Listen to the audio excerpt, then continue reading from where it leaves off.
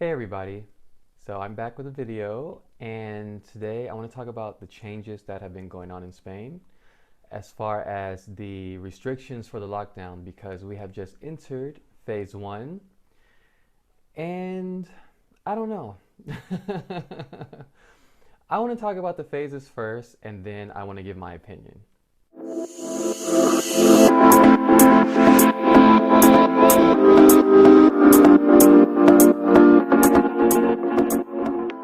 Okay, so the situation here with the coronavirus, it's better in some areas and it's kind of the same in other areas.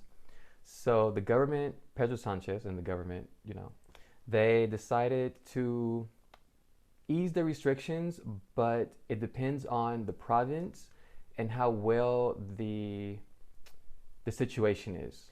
On the 24th of April, we were in a phase zero. There's four phases. Well, I mean five if you count zero, but we were in phase zero, and basically this meant children under the ages of 14 could go outside and walk around with an adult.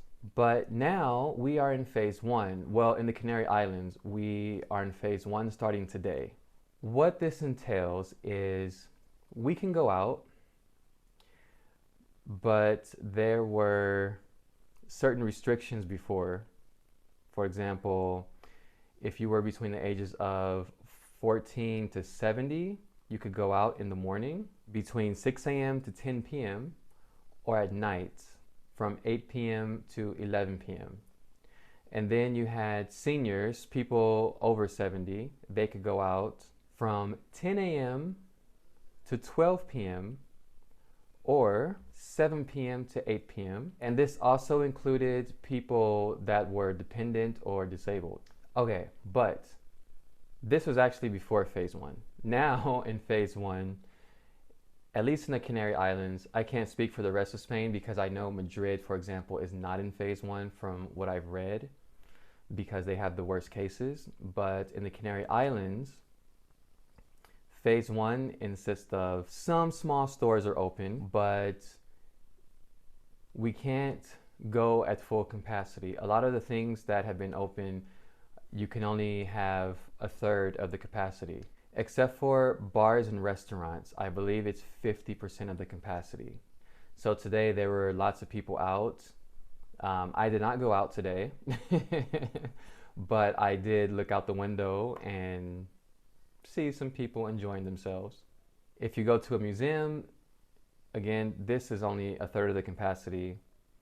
So in Fuerteventura, we have, I think, two museums, but I don't see very many people going to the museum. And this also applies to places of worship. So churches, monasteries, any place of worship, one third of the capacity. And this is supposed to last for 2 weeks. So on the 25th of May until June 7th, we are supposed to go into phase two. In phase two, they'll add a little bit more things like, for example, weddings, but again, limited capacity for weddings. Places of worship will open to 50% of the capacity, and you will be allowed to hunt and fish. And cinemas and theaters will be open, but again, it's limited capacity, a third. June 28th to June 21st will start phase three. Of course, you'll have greater mobility. They'll have discos or clubs, if you're American. They will be open, but again, limited capacity. And the beaches will be open, but there's gonna be a lot of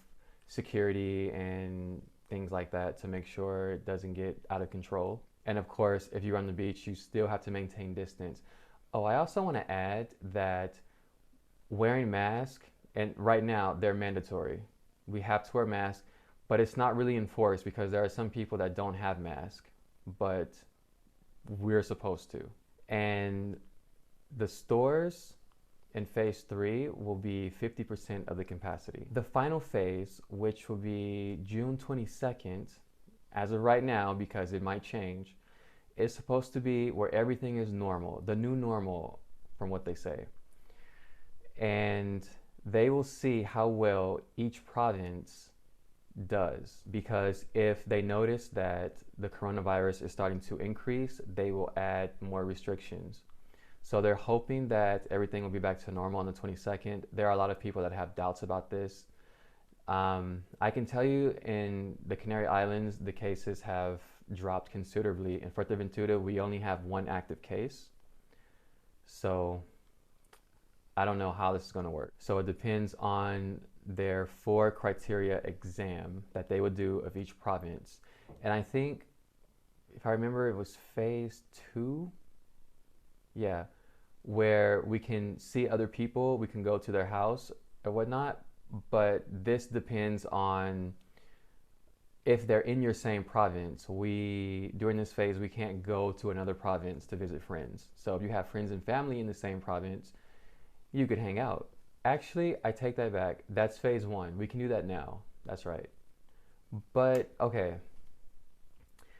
I just have to give my opinion about this, okay? When we were allowed to first go out during our allotted time slot, I did go out. Me, my partner, and our friends, we went out and we had our mask.